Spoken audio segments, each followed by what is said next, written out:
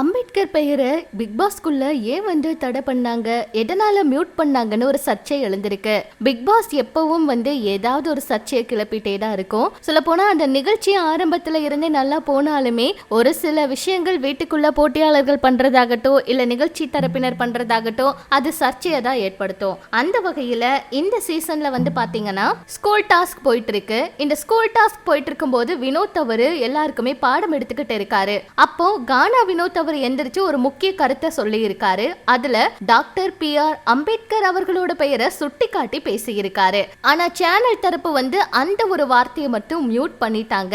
வினோத் அவர் குறிப்பிட்ட இடத்துல மியூட் போட்டு இருக்காங்க. அதாவது அவர் பேசிய அந்த பெயரை மட்டும் மறைக்கப்பட்டிருக்கு, சத்தம் ஒலிக்காம வெளியிட்டு இருக்காங்க. வினோத் அவர் பேசும்போது நீ கற்ற கல்வி உன் சமுதாயத்திற்கு பயன்படவில்லை என்றால் நீ சாவதே மேல் அப்படின்னு சொல்லி பேசியிருப்பாரு. அந்த விஷயத்தை வந்து சொன்னது யாருன்னு தலைவரோட பெயரையும் சொல்லியிருப்பாரு. அதுதான் இப்ப சமூக வலைதளங்கள்ல கடும் விவாதமா எழுந்திருக்கு. இதை கண்ட நெட்டிசன்கள் பிக் பாஸ் வீட்டுக்குள்ள அம்பேத்கர் பெயரை பயன்படுத்த கூட தடை இருக்கா அப்படின்னு கேள்விகளை எழுப்பியிருக்காங்க.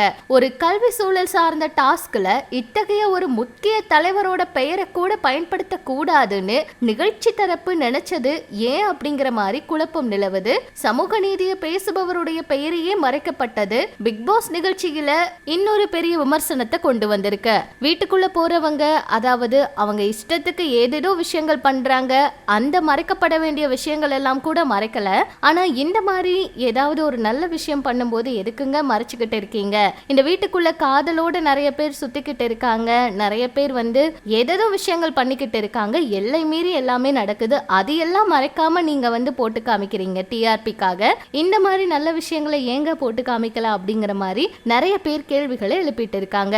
இந்த வாரம் யாரு வந்து சீசன் 9ல வெளியேற போறாங்க அப்படிங்கிற கேள்வி இருக்கு. அந்த வகையில ரம்யா அவங்க தான் குறைவான வாக்குகள் வாங்கி இருக்கிறதுனால ரம்யா அவங்க இந்த வாரம் வெளியேறதுக்கு நிறைய வாய்ப்பு இருக்கு. ஏன்னா போன வாரம் வந்து கெமி அவங்களுக்கு ஷூட் இந்த மாதிரி விஷயங்கள் இருந்ததுனால அவங்கள வந்து வெளியே அனுப்பிட்டாங்க. ரம்யா அவங்க வெளியேற வேண்டி இருந்துச்சு. ரம்யா அவங்க தப்பி அப்படியே வந்துட்டாங்க அடுத்த வாரத்துக்கு. சொல்ல போனா இந்த வாரம் வந்து அவங்களால தப்பிக்கவே முடியாது. ஏன்னா அவங்க தான் குறைவான வாக்குகள்ல இருக்காங்க. கண்டிப்பா அவங்களை எவிக்ட் பண்ணி வெளியே அனுப்பணும் அப்படின்னு எல்லாம் கூட சொல்லிட்டு இருக்காங்க. எஃப்ஜே அவருக்கெல்லாம் வந்து ரொம்ப குறைவான வாக்குகள் வர வேண்டியது. ஆனா அவரெல்லாம் தப்பிச்சுட்டு வந்து அடுத்தடுத்த வாரத்துல வந்துட்டு தான் இருக்காரு. சோ என்ன நடக்க போகுதுன்னு வெயிட் பண்ணி பார்க்கலாம். இன்னும் பிக் பாஸ் சீசன் 9 வந்து 50 நாளை கடந்து ரொம்ப பரபரப்பா தான் போயிட்டு இருக்கு. இந்த வாரம் என்ன நடக்க போகுதுன்னு வெயிட் பண்ணி பார்க்கலாம். இது பற்றி உங்களோட கருத்தை சொல்லுங்க.